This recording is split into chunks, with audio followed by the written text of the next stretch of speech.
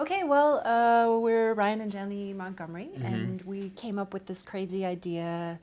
Gosh, it was probably 2009. We were driving around, and we both really love Scotch whiskey, and we kind of got acquainted over really nice Scotch. And we were driving around thinking, gosh, wouldn't it be wonderful to start a distillery? And in 2007, the legislation became a little bit more favorable Right. to this industry in Montana. Ryan is a fifth generation Montanan who comes from a long line of homesteaders and wheat growers and cattle ranchers, and we just really wanted to come back and live in Montana and be part of that agricultural stream. But as you know, it's become less and less viable for family farms to thrive. And so this was a way to stay in the agricultural industry, but create a value-added product that we love to drink, and that we felt really good about promoting, that would promote Montana agriculture outside the state.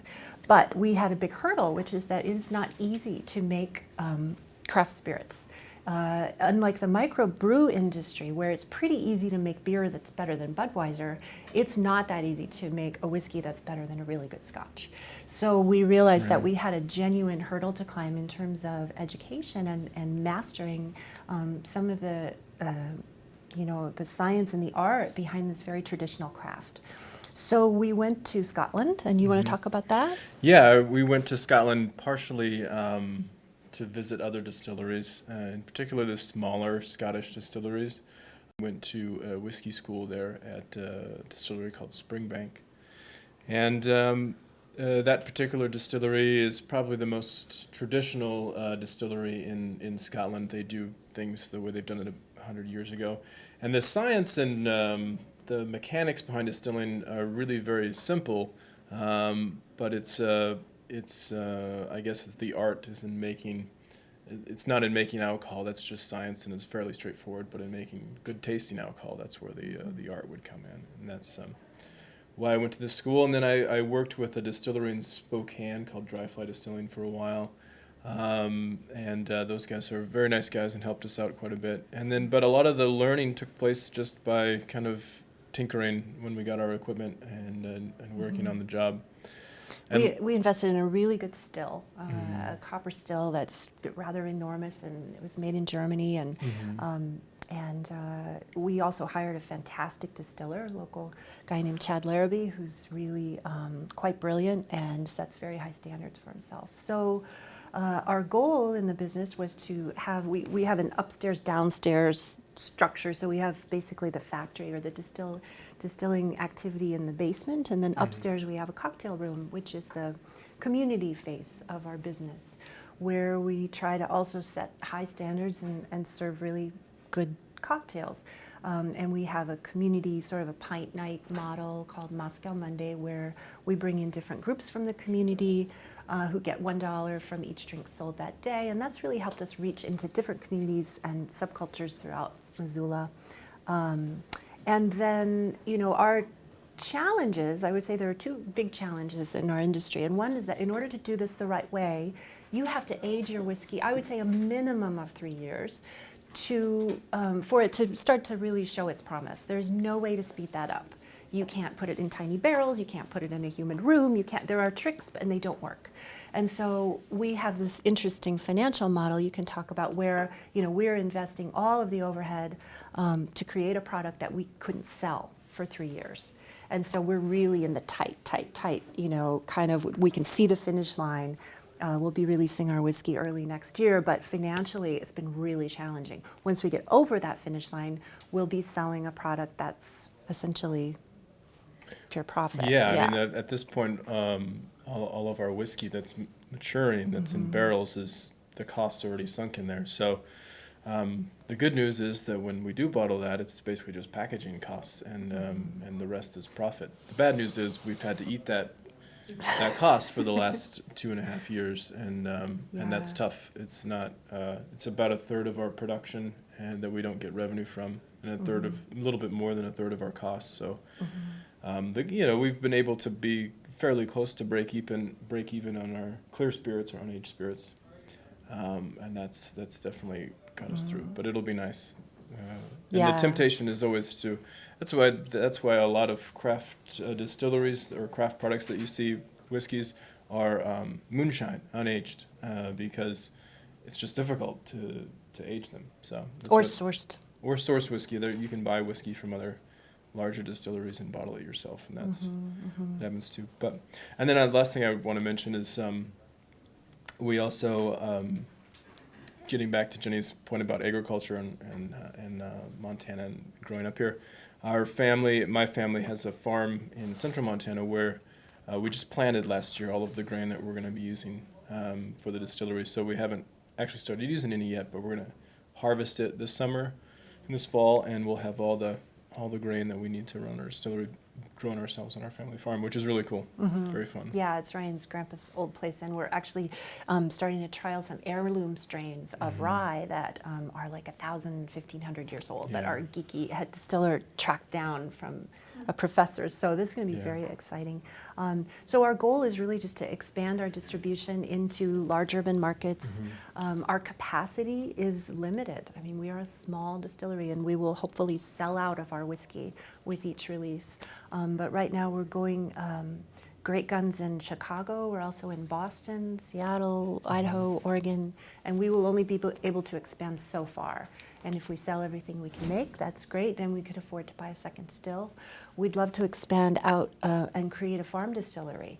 So in the outside Missoula, but within striking distance, to move all the whiskey production to a new place where we could grow grain and have a whiskey still, dedicated whiskey still on site. Well, we appreciate your time. Thanks. And we'd love to ask, one thing that we can do as 1 million cups to help, what would that be? A portion of those 1 million cups be filled with. Not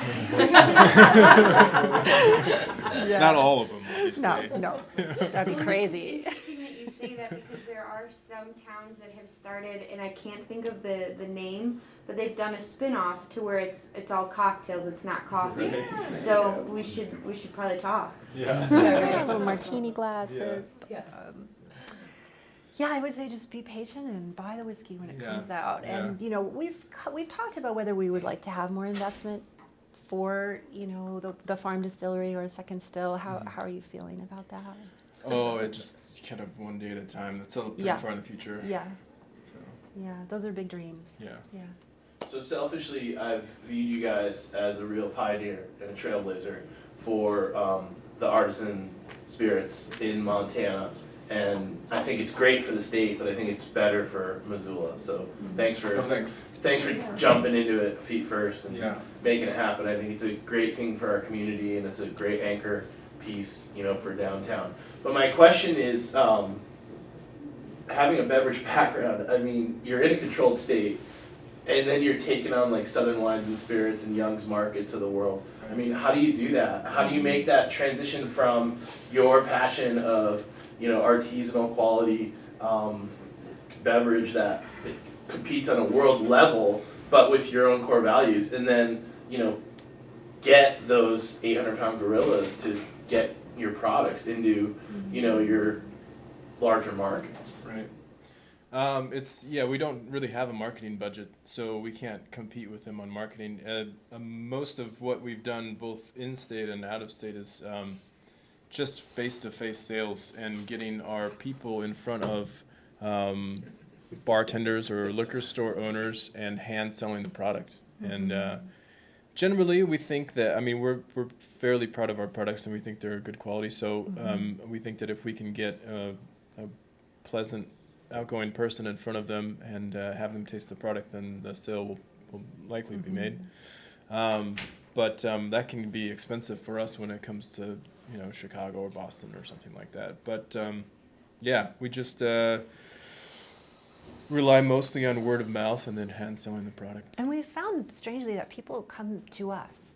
So we've had some interesting national media where we're like, how did you hear about us? New York Magazine or Food and Wine. And actually, some of the large corporate behemoths in the industry are now trying to capitalize on the small craft branding, and so Diageo's offered money, to go to small craft distilleries and build them up.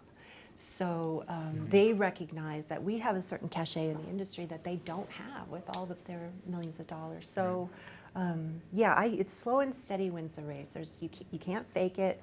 You can't source your product. You can't make a crappy product, and you're going to be broke like us until you get your whiskey out. Yeah. So, yeah. Yeah, I mean, there's a lot of parallels with the craft brewing, rise of craft brewing.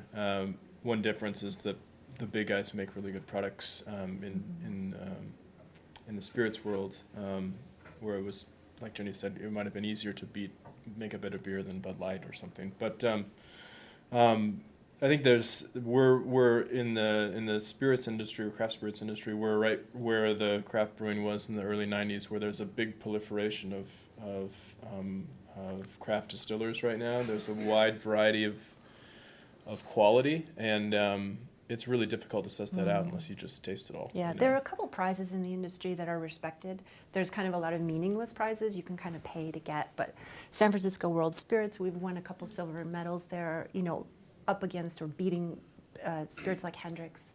And so that brings people to us. Then we hear from spirits writers and distributors who want to carry us in their area. So we've always just felt like integrity is everything. If we just work on our craft and have integrity, that we'll get there. And I think it's you can't really be more clever than that. There's a lot of shortcuts you can take, and a lot of shortcuts that you can take that the consumer will never see or really know about.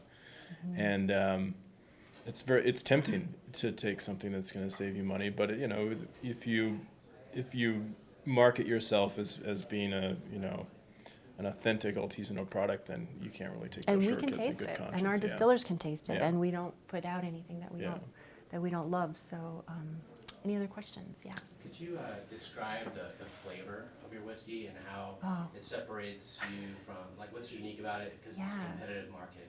Well, we're especially excited about our rye whiskey, and we've had some whiskey buffs who come through town who are excitedly following the progress of this rye whiskey in the cask. And I would describe it as it's carrot cake. Right. Yeah. Carrot cake is a great rye. It has a creaminess and a sweetness, but the spice that you have is very exciting too. But you can talk more about that. Yeah. It's 100% rye whiskey, which is a little bit rare. Some really high ryes have maybe 95% rye whiskey. It's kind of an untraditional way of making rye whiskey. It's more of like a colonial George Washington style whiskey. Right, Yeah, right. old. Yeah, so early American. Yeah.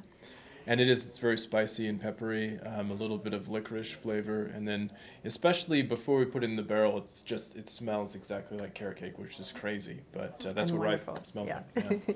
So we're making rye and single malt whiskey. We're not making bourbon because Montana is not really a corny Right. state, and our single malt is coming along great. We talk about the casking and the different. Yeah, I mean, about I'd say between 60 and 75% of the flavor in whiskey comes from the actual barrel itself. And it depends a lot on what kind of barrel you use, how long you leave it in the barrel, and all that. Scotch single malt Scotch is typically aged in used bourbon barrels. So you get a little bit of that vanilla caramel flavor from bourbon in Scotch.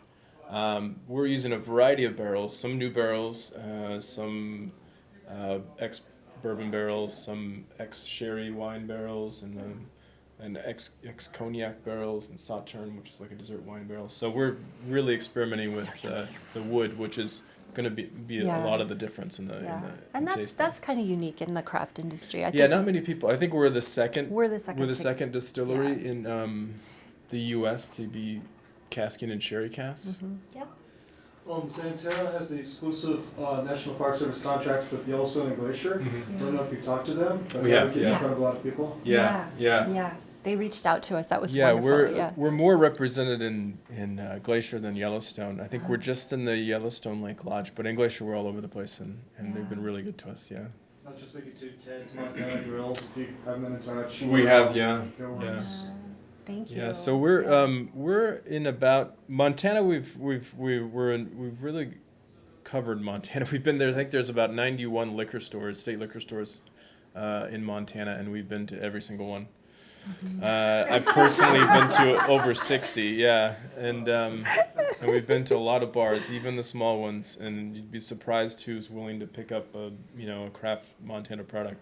And it's the greatest job in the world, It's by awesome, the way, yeah. driving around going to bars Driving in the Montana. It's highways and byways of Montana, going to And- really cool yeah, bars. and small town Montana bartenders are great, and bar owners, they'll just be like, oh, sure, we'll get rid of this Bombay and put yours on the shelf. Yeah. They're very loyal to the state. And unfortunately, some distilleries that haven't been able to make a really quality product it's been hard to overcome that reputation. Oh, these local Montana spirits aren't any good, but once you get them to taste it, we've been able to overcome that. So, yeah.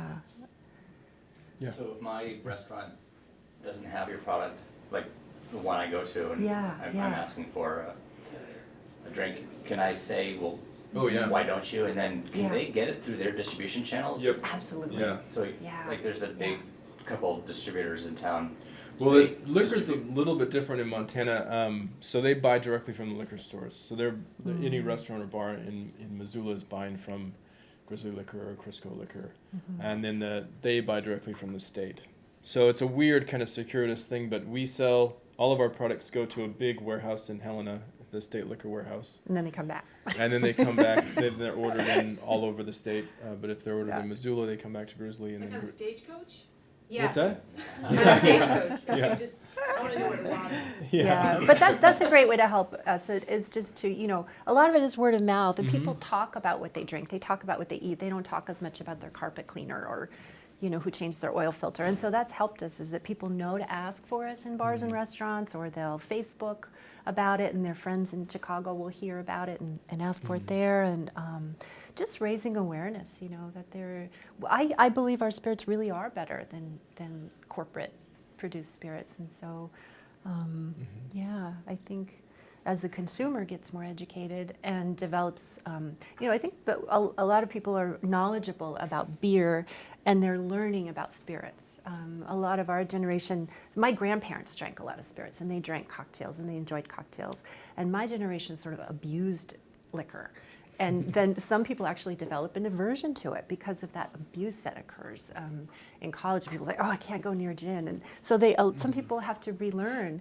And it's really fun because there's so much to learn. Just like wine, when you start to really get in and understand the differences between, grapes that are grown in different areas, and the mineralization involved soils. And, it's wonderful to have that connection to, I guess, the land and the tradition that's going into what you're eating and drinking. That actually leads me right into the question that I've had as it relates to your vision for this still on the land, like a little outside of Missoula. The word I think in Italy is agroturismos or something. It's Right, agricultural right. tourism. Yeah. Do you guys see yourself as fitting into that concept then, where people visit or even could stay? When Yeah. you start talking about the land, the soil, you both of you today in this room and in my past experiences with you change. I mean, you blossom into these passionate educators, and to me that's what's slightly contagious about your product, not just that the product itself is so delicious and contagious, but that you are. So do you see that as part of your bigger vision, where people who are whiskey buffs and Yeah. vodka connoisseurs would come to plan their trip to come to your still and come to your Right. farm and Yeah. have a class, or Right. is that And part of the vision? There's a giant sustainable loop in the whole thing too. It's just Yeah. when we're done with our process, we're left with all this spent grain. It's a little bit different than spent brewer's grain, but it's all this feed, and we give it to a pig farmer down in the Bitterroot, and he feeds it to his sheep and his pigs. If we had our farm, we could grow it there and distill it, and then have our own animals that we could feed it to, and just have this Yeah. kind of self-contained little. But I would love to be able to offer that experience to people, especially if we start to malt our own barley. Come and help malt the barley, help with the fermentation. And when we were able to go to Scotland and learn from people who've been doing this for generations, it was, just an absolute highlight. And there's just a kind of instinct that develops in people who work with the grain and work with the stills over many, many years. And so when we're old, hopefully that's what we'll be doing. I can see a really good whiskey bacon weekend happening. Yeah, Oh, yeah. Exactly. Yeah, definitely. Yeah. Yeah. So I'm fairly involved with the local craft beer world, and I've seen as more and more come online, they're very supportive of each other. They help each other out with marketing advice or Yeah. brewing advice or whatever. I see more and more distilleries starting to appear in Butte and even here in Missoula. Yeah. How are you guys working together? You went to Spokane and got Yeah. some good help. Is it similar, or is it a little more dog eat dog? No, it's I don't think it's dog eat dog. I think No. it's generally very helpful. We're fairly kind of disorganized, so there's not a lot of formal stuff really set up. But yeah, we call each other a lot and help each other out. Yeah, we're definitely pals with it. I mean, the Montana Distillery, we go over there, we have drinks, we cheer them on, we know how hard it is, and We're coming out with collaboration product with Glacier Distillery where we're going to have they have cherry liqueur and we have gin. We're going to make kind of a version of slow gin but with cherry liqueur instead of slow berries. But and that's going to come out this summer and proceeds are going to go to an outdoor Montana Wilderness Montana Institute, Wilderness yeah. Association. So Yeah, I think, but what's a little bit different from microbrew is that there are different philosophies about how to approach the craft. And so I would say that, we definitely help each other out on legislation. We'll all go to Helena, we'll all have the same meetings. But, I'm sure that with wineries and breweries, it's the same thing. It's like, well, we wouldn't do that, and it's kind of, but that's just at home, Yeah, It's just at home. And the more that the industry expands, the more the consumers learn, it's really great for everyone. And so we just hope, now when you go to a bar, everything on tap is delicious microbrew. And we just hope that, in 10, 20 years, the liquor behind the counter is not all corporate liquor. And we'll slowly move that direction, I think. Thank you. Oh. Sorry, one Yeah. quick question.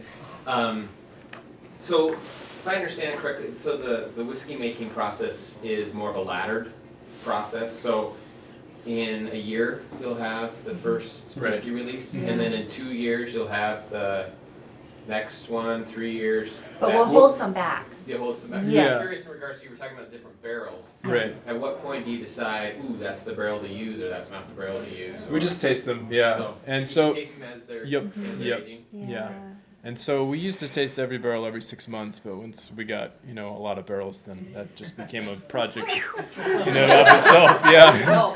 So, yeah. So we kind of cut down. We just kind of took representative taste or whatever. But yeah, we're making it all the time. So, once we start releasing it, there's always going to be some coming of age. So we're actually have a little bit of buffer so that we can pick which barrel is at that age that we like the best, and if something we think needs to wait a little bit longer, we'll let that sit a little bit longer and choose from other barrels. And so. those are tough choices because it really is short-term versus long-term. And my dad's a mathematician who worked in the forestry industry and just solved really complicated math problems about when to harvest trees and the benefits of waiting longer. And so we have complicated spreadsheets that help us track each barrel and think about, we want to move towards eventually 10 and 12-year-old as our standard release. And those are painful decisions, especially when you're looking at your bank account. Right. But we just have to get through it and get there. So. Do you have to throw any away? Does it ever go bad and you're like, damn, this one has to go down Not the in the drain? barrel, yeah. I mean, that's possible that could happen. We've thrown away fermentations and then we've thrown away distillations before that just have not come out good. Generally, if there's a problem, it's going to arise in the fermentation stage because that's where you're working with biology, basically. And then once it gets over to the distillation side, that's a little bit more hard science. So it's there's a little bit more control there. You're not really working with living organisms anymore. But if something goes bad in the fermentation side, when you distill it, it happens. What happens is what you think would happen. It concentrates whatever bad flavor was in there into a more potent form, and it just makes it worse. So it's Down just the like drain, anything. yeah. It's garbage in, garbage out. So if something messes up early in the process, it's not worth trying to save it. We just move on. Yeah. The other, and again, these are tough choices, but during the distillation run, what comes out first the heads, and those are short chain alcohol molecules that are bad tasting and bad for you. And then what comes out at the end of the run are the heavier lipid chains that are kind of oilier, and those can affect taste as well. So to get the best white spirit, you've got to take this narrow cut in the middle, which is going to decrease your total yield. And so that's a trick that distillers use. If anybody's had bad Russian vodka, then you know what it's like to have lots of, heads and tails, and you will feel terrible the next day. So, yeah. So we really do take pretty conservative cuts, and And just thinking from the business standpoint, I know cash flow is a big challenge, obviously. Wineries will sell futures. They will sell wine 2 years out, 3 years out, 4 years out. Have you ever thought about doing that? Thought about that. Futures? yeah, people come all the time and say, I would like to buy a cask for my son's wedding in Right. 25 years, and so. That's just we if we had to do that, we probably would, but we don't have to yet. So I'd much rather just view it as an investment that's going to mature over time and then be profit when we're done. I don't want to get those profits now and spend them. So and that just becomes a larger logistical problem. So one of the distilleries that we were at in Scotland did that for a time, where they sold shares in barrels, and they said it's just become the biggest pain, because then they'd have to take a barrel out of their warehouse where they've got 20,000 barrels. They'd have to find the one that the person owned, take it down. The person wanted 5 bottles that year, so they have to just take out 5 bottles and then put it back. And they had to do that for, 2,000 people. And it just became a huge logistical nightmare. So we just try to keep it very simple, and if we can do it the way that we want to do it. I've always said if we're releasing whiskey that's a year old or unaged, then something's going wrong. We're having some problems, and luckily we haven't had to do that. So, yeah. Well, and any other questions? We appreciate very much, Thanks. and this is a thank you. Thank you. Thanks so much. Thank you. Thank you Very for having much. us. Yeah, no, we appreciate it.